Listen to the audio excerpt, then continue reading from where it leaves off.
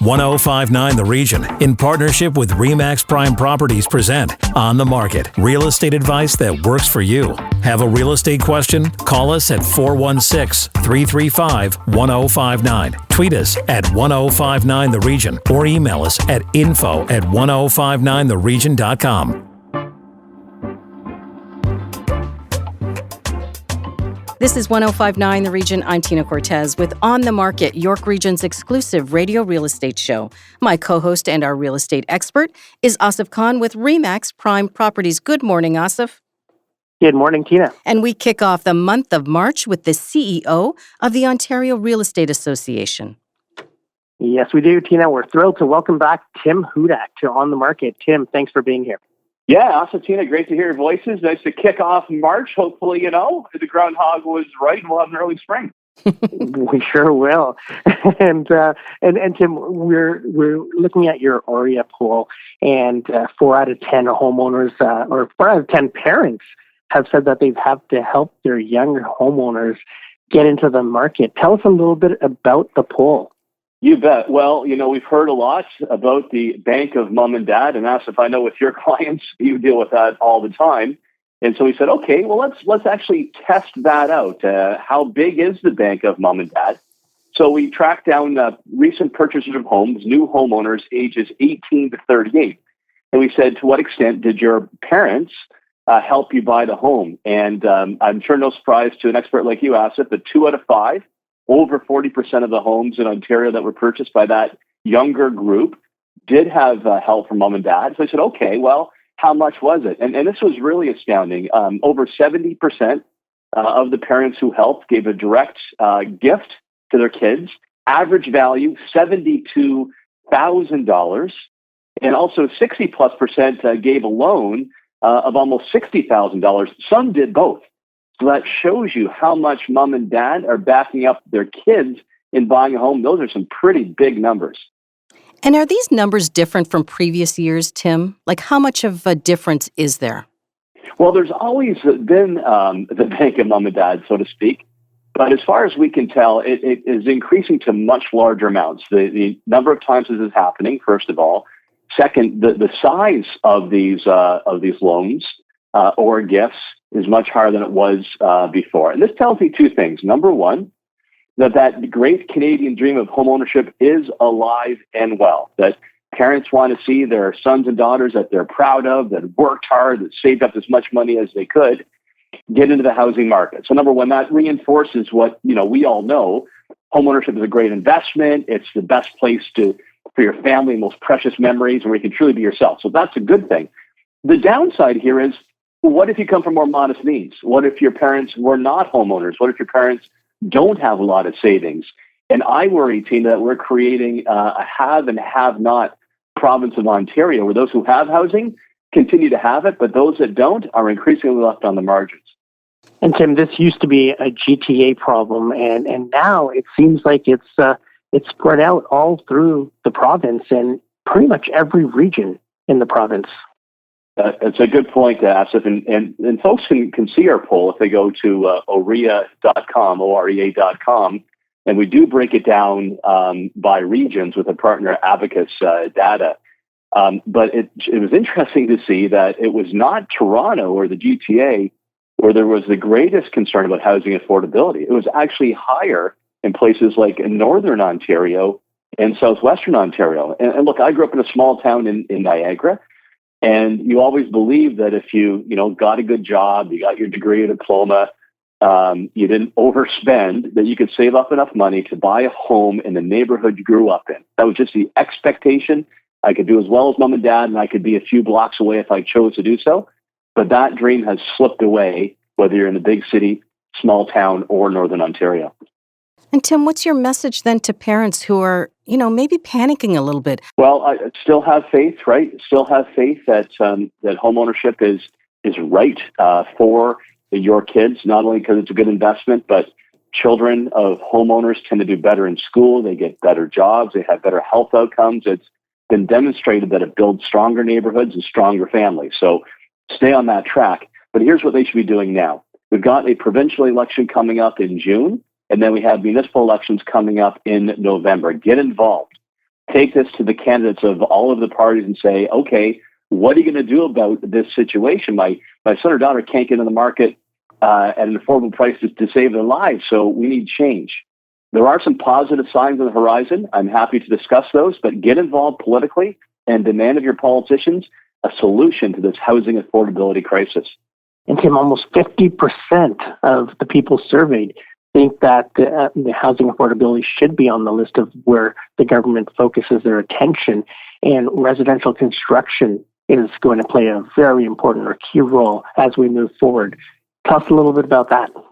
Yeah, and I have been involved in politics, including leader of the PC party, over 21 years of my life in politics, and now 5 years at OREA. And Asif, I've never seen housing affordability this high on the radar screen of Ontarians, and for good reason. I mean, typically the big issues that Canadians care about, jobs and the economy, healthcare, the affordability of daily life, are my kids getting good education, am I stuck in traffic, right? Those tend to be the big issues. But now housing affordability has skyrocketed to a top 5 issue in our province. It reflects how desperate people are when they go from home to home to home, make an offer, are not successful, but it also shows opportunity. Now, this past year, there has been progress. OREA gave some suggestions that were incorporated in government legislation called the More Homes, More Choice Act. As a result of that, we did see more homes built in 2021 than we've seen in 2 decades, over 100,000 units, progress. And the government commissioned a report called the Housing Affordability Task Force. I was honored to sit on that expert panel. For those who rent and are satisfied renting, why does OREA think it's so important to own a home? What does it mean to neighborhoods and communities? Well, what OREA has called for, and this was reflected also in that Ontario Housing Affordability Task Force, is we need more of both. We need more quality rentals that people can afford and more quality homes to own. So we need an across-the-board approach. And the reason for that, and Tina and Asif, you may have been like this too. I mean, I think I'm a pretty typical Ontarian. I rented when I was younger as I got my first job and started saving money. Then I became a homeowner. And maybe like my parents down the road, they sold a home and they rented later on in their stages of life. So I think most people go through that. And that's why we need to have a solution on both. But ultimately, most renters, and we see this in our surveys, want to become homeowners. They see it as a smart investment. They aspire to have their own property they can reinvest into, that they can enjoy being dedicated to the neighborhood. So ultimately, we think that homeownership increases our social fabric as a smart investment and is just good for quality of life. We just need more opportunities for folks to move from renting to owning. We're feeling optimistic we can turn that corner.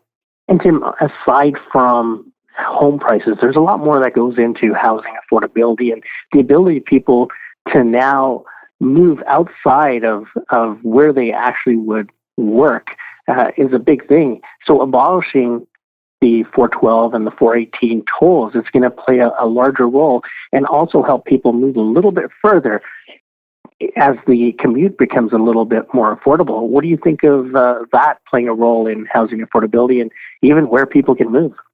Yeah, that's a great point. And just a month from now, the tolls are going to come down on 412 and 418 that feed into the 407. And Asif, I know that you were a strong proponent of that. And we got together at OREA with the Durham Real Estate Board to push for this exact idea. So we're very happy that Premier Ford has made that commitment. So what does that mean? Well, it saves a few bucks in everybody's pockets. I think it opens up Durham area for more affordable housing and a better economy. And that also, will pay benefits for nearby areas as far as Peterborough as well. So we're happy to see another government relations success, and we commend Premier Ford and his government for taking down these tolls and help make life a bit more affordable for families that use those highways. Great information as always, Tim. And if people want to read more about the survey or get more information about the Abacus survey, where can they find that? Yeah, please go to OREA.com. That's the Ontario Real Estate Association, OREA.com, or follow us or Tim Hudak on social media, and you get all the details about what Ontarians are saying on housing affordability and how much parents are contributing to their sons and daughters' home purchases. Thank you so much. And with the election looming, I know we're going to have to pick your brain a little bit more as we get closer to that date. So thanks for joining us, and we look forward to having you on again soon. My pleasure. Have a fantastic day. After the break, the lack of affordable housing and the impact on students. This is 105.9 The Region. Stay with us. Need to connect with Asif Khan from RE/MAX Prime Properties? Call him 416-985-KHAN. That's 416-985-5426. Or email asif@thehomeshop.ca. Now, back to On the Market on 105.9 The Region. Welcome back to On the Market, York Region's exclusive radio real estate show on 105.9 The Region. Over to Asif Khan from RE/MAX Prime Properties with the story of the housing crisis and our students. Asif. Thank you, Tina. Joining us for On the Market is York University professor Luisa Sotomayor. Luisa, welcome to the show. Thank you for having me. Thank you. Welcome. Yeah, Professor, I know firsthand because my daughter goes to school in Montreal, and this housing crisis is really putting students in a difficult position because they're spending so much time finding a suitable place to live. Tell us a little bit more about your findings.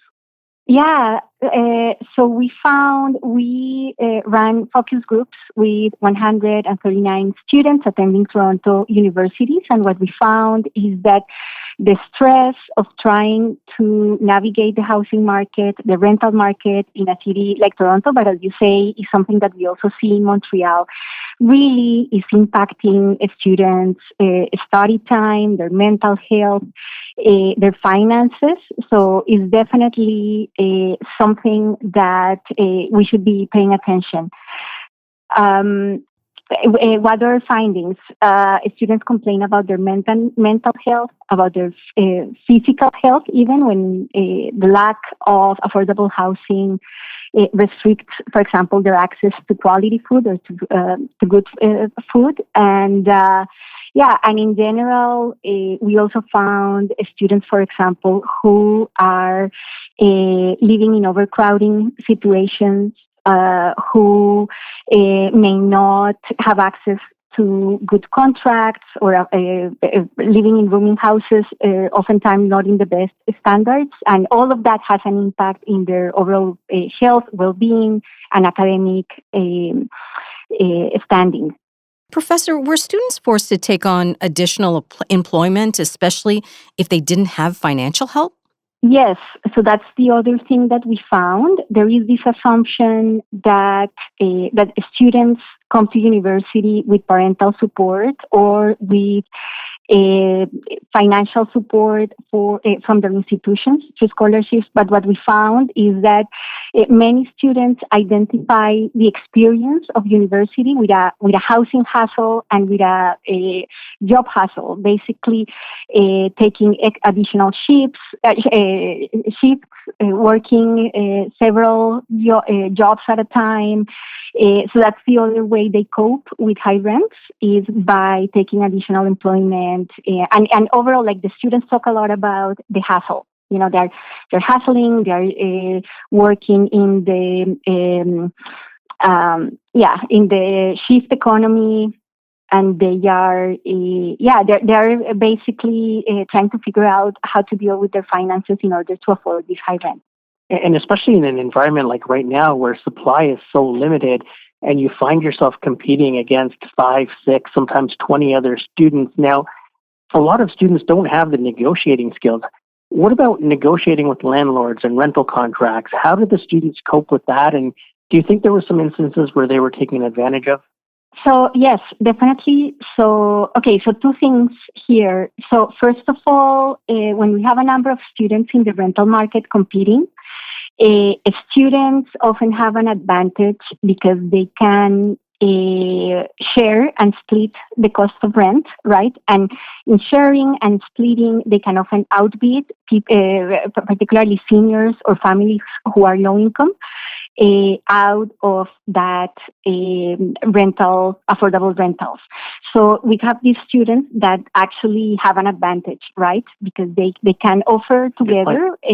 Exactly. But on the other hand, there's all these other students who are having a lot of barriers, even in securing a contract. And so what we found is that it takes a lot of resourcefulness for students to, they mention a number of strategies, from dressing up in a particular way or trying to look really professional.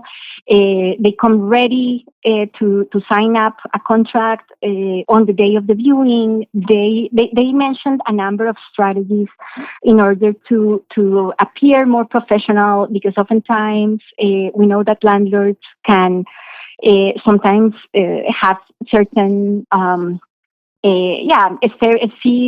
follow certain stereotypes of students. And so we know that students have to perform in a way, certain character to try to convince the landlords that students are trustworthy. So we saw a lot of that as well. And we also heard stories of discrimination, right, where landlords not renting to some students because of what students perceive to be discriminatory views. Now, we would assume that the housing stress, along with managing their education, that their grades and their mental health would suffer. But, Professor, there isn't a quick fix to the housing crisis. What do you think is the solution then? What is the solution? So this is a result of several there are several layers in this crisis. That is from where I see it in terms of the students. There is the crisis of housing affordability, but for students, there is the fact that universities are not providing enough dormitories, that increasingly we see dormitories that are provided at costs that are unaffordable. So we know that there's increasingly these private dormitories, private residences, which are fantastic. They look like condos, but for a lot of students, those are beyond reach. We also find that the universities are recruiting increasing numbers of students from many places. So it's a mix of things. I think that the solution lies. And one more thing.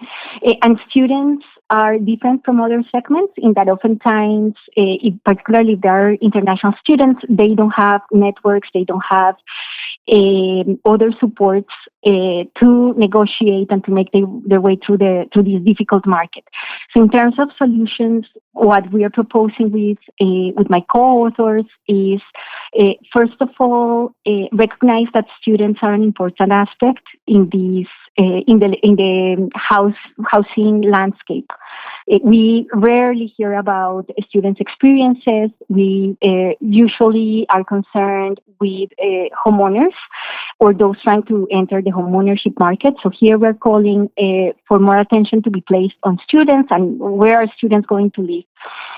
We're asking for universities to work together. This is a multi-level government issue and a policy failure at the provincial level, at the federal level, at the municipal level, because everyone here is assuming that either universities should be providing accommodation for students, and universities are assuming that, well, we live in this big city, right? The market will provide. So here we're calling for more collaborative work across governments. We're calling for more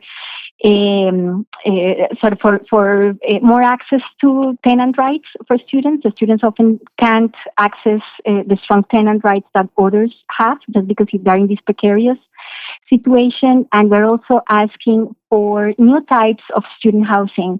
So think about other options like cooperatives. Think about home sharing offers. So currently there are these new programs that are offering that are supporting seniors who have spare rooms in their household and need perhaps some help around the house, to offer a rental space to a student who can in turn support the senior homeowner with some tasks around the house. So those are just some examples. But again, like students are a really diverse group. We have students who are mature, students who are coming from households of all incomes and backgrounds. So there should be a variety of alternatives for those students coming from institutionally provided student housing to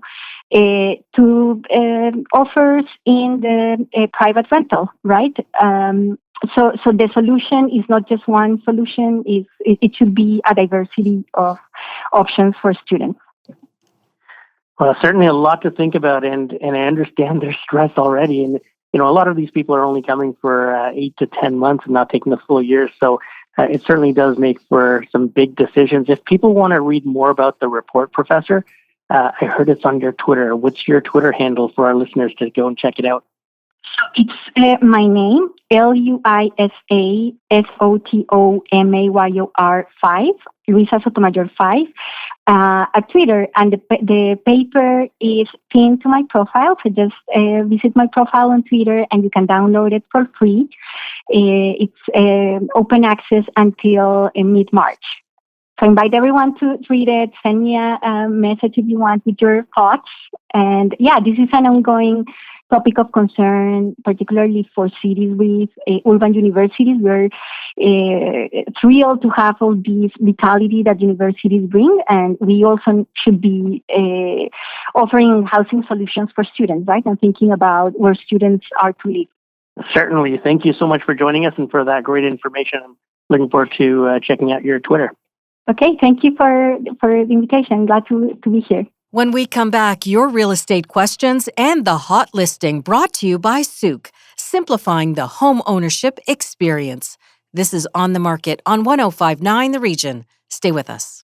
Need to connect with Asif Khan from RE/MAX Prime Properties? Call him 416-985-KHAN. That's 416-985-5426. Or email asif@thehomeshop.ca. Now, back to On the Market on 105.9 The Region.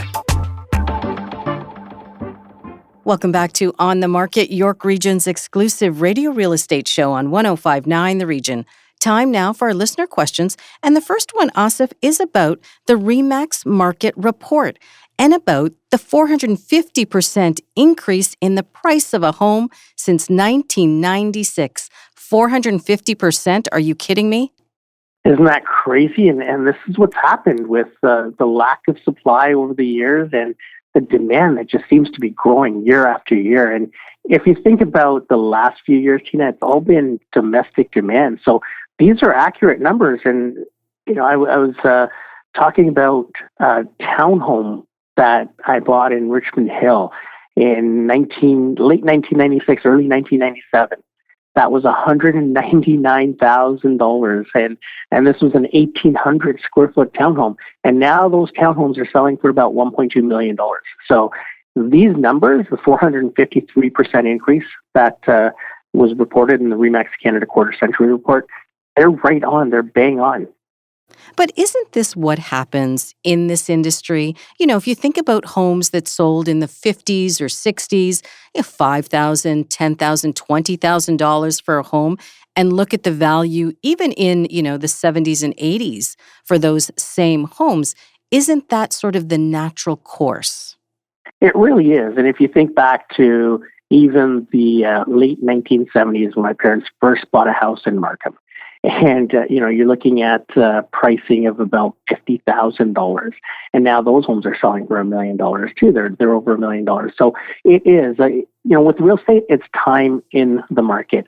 And the longer that you have a property and it's continuing to appreciate year after year, you're going to have these types of appreciations. I mean, 450% is huge. But, as supply decreases and the demand continues to increase, we're going to start to see more numbers like this. Our next question comes from Jeff in Thornhill. He says, considering the cost of owning a home, isn't it more cost-effective to renovate my own home? Asif, what do you think? It really depends, Jeff. And we had a similar question where someone was selling a home and buying a home. And the trade-off there would have been about $400,000 or $500,000, depending if they sold their home for $1 million and purchased another one for 1.4, 1.5, and they're looking at renovation costs of about $600,000 to $700,000.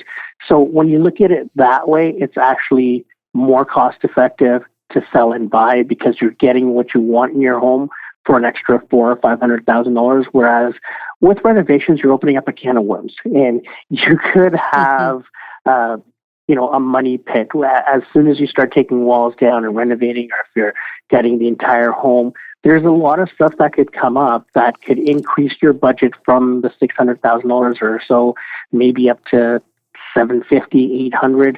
And at the same time, it may not be exactly where you picture it to be, but when you're looking at a home that's already completed, or something that you can kind of customize and move into right away, there's going to be less hassles, and at the same time, you know exactly what you're getting. As a reminder, you can send your questions anytime to info@1059theregion.com. But Asif, if our listeners prefer to contact you directly, how can they do that? You can reach me at 416-985-CON. That's 416-985-5426. Just before we go, the On the Market hot listing brought to you by Souk, simplifying the home ownership journey. Asif, over to you. Thank you, Tina. And we're going to Markham. We're going to the Box Grove area in Markham, which is 9th Line, 14th Avenue area. And 123 DeCast Crescent is on sale for $999,000. This is an absolutely stunning home. It has all the bells and whistles. It's at just under $1 million. There's not much that you can find. This has hardwood throughout. It has huge rooms. It's a 4-bedroom property, and it has an attached single-car garage. So these are not the ones that have the garages in the back, the laneway garages. The garage is actually attached. You get a driveway with it as well. Just a fabulous home in a great area, great little pocket of Markham. And it is on, again, for $999,000, which is a fabulous price. It's sure to get multiple offers at that value, and look for this to go a little bit over asking as well. And if our listeners want more information about this property, where can they find it? They can contact Helen Liu at 905-554-5522. If you missed any part of our show, go to 1059theregion.com or wherever you get your favorite podcasts, including Apple Podcasts, Spotify, Google Podcasts, Amazon Music, and Audible. I'm Tina Cortez. Thank you for listening. Need to connect with Asif Khan from RE/MAX Prime Properties? Call him 416-985-KHAN. That's 416-985-5426. Or email asif@thehomeshop.com.